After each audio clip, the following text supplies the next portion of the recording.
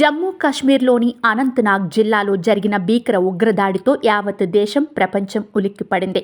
Mini స్విట్జర్లాండ్గా పేరొందిన పహల్గామ్లోని ప్రకృతి అందాలను ఆస్వాదిస్తున్న పర్యాటకులపై ఉగ్రవాదులు ఒక్కసారిగా దాడికి తెగబడ్డారు. ఈ దుర్ఘటనలో 28 మంది పర్యాటకులు ప్రాణాలు కోల్పోయారు. పహల్గామ్ అటాక్ గురించి ప్రపంచవ్యాప్తంగా విమర్శలు, నిరసనలు వెల్లువెత్తుతున్నాయి.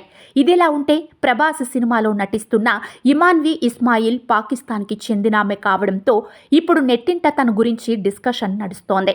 ప్రభాస్, హను రాఘవపూడి కాంబోలో మైత్రి మూవీ మేకర్స్ బ్యానర్ ఓ సినిమా స్టార్ట్ చేసింది. ఇందులో ఇమాన్వి హీరోయిన్గా చేస్తోంది. ఫస్ట్ మూవీ, పైగా ప్రభాస్ పక్కన పాన్ ఇండియా మూవీ కావడంతో అప్పట్లో ఇమాన్వి గురించి నెటిజన్లు బాగానే చేశారు. ఇమాన్వి ఇస్మాయిల్ స్వస్థలం కరాచీ.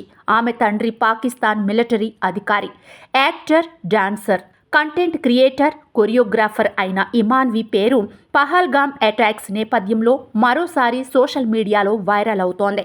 అయితే గతంలో పాకిస్తానీ యాక్టర్స్ బాలీవుడ్లో నటించడం గురించి, హిందీ సినిమాలు పాకిస్తాన్లో రిలీజ్ కావడం లేదా రిలీజ్ అవ్వకుండా బ్యాన్ చేసిన సంఘటనలు చాలానే ఉన్నాయి.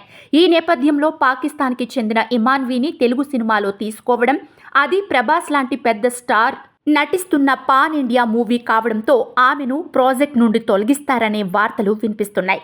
ఇప్పటికీ జస్ట్ పూజ మాత్రమే జరిగింది కాబట్టి ఇమాన్వి ప్లేస్ని మరో స్టార్ హీరోయిన్తో రీప్లేస్ చేసే ఛాన్స్ ఉందని అంటున్నారు. దీని గురించి మూవీ టీం రెస్పాండ్ అయితే కానీ క్లారిటీ రాదు.